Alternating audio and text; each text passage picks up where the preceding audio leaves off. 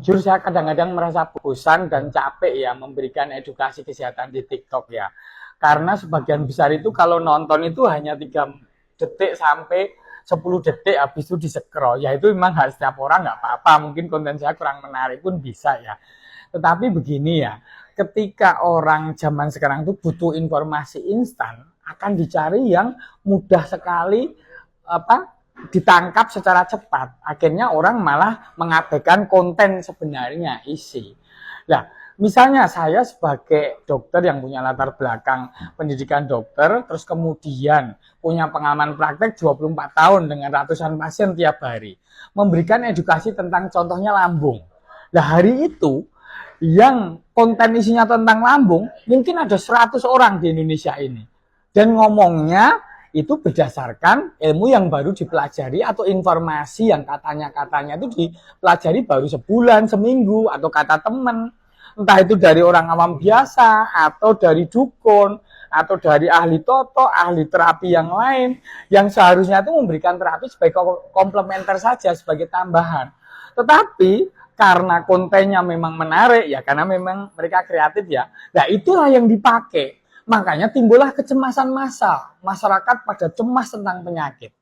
Itu di satu sisi. Dan di sisi lain, para rekan sejawat yang sesungguhnya intelektual yang mendapatkan pendidikan ilmiah dan pengalaman, malah cenderung ada di belakang meja, di menara gading, enggan memberikan edukasi pada publik. Ya karena memang ada nyali sendiri, khawatirnya nanti dikomeni negatif, atau orang-orang malas nonton juga.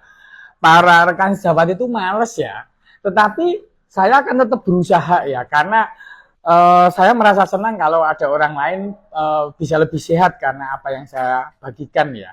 Ya jadi sekarang itu zamannya matinya kepakaran.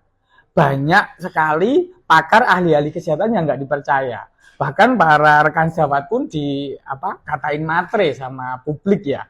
Ya sebenarnya bobot intelektualitas itu sebenarnya ada kompetensinya. Kompetensi itu didapatkan di bangku kuliah dari pengalaman empiris sehari-hari. Tapi saat ini ada kesetaraan hak untuk bersuara. Jadi hak saya sebagai dokter ngomong di internet sama dengan haknya dukun ngomong di internet. Tinggal menarik apa enggak kontennya. Masalahnya kalau informasi itu salah, itu bisa menyesatkan. Ya zaman dulu ketika saya masih sekolah dulu, itu masyarakat kita sangat miskin sekali informasi. Jadi hampir tidak tahu informasi, kita nonton aja cuma dunia dalam berita.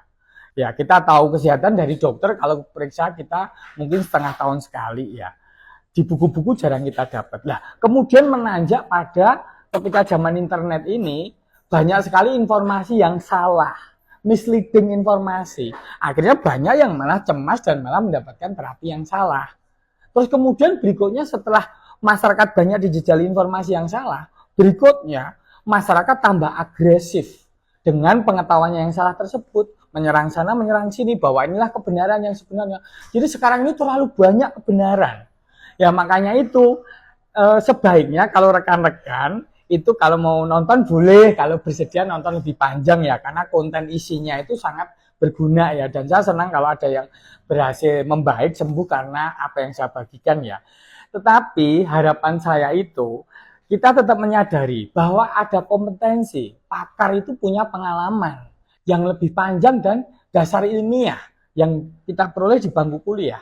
Jadi ketika kita berpraktek itu kita udah ada dasar-dasarnya, dan itu ilmu kedokteran itu udah berlangsung ribuan tahun. Ya jadi bertahap dari kesalahan-kesalahan yang terjadi terbentuklah kebenaran ilmiah begitu ya.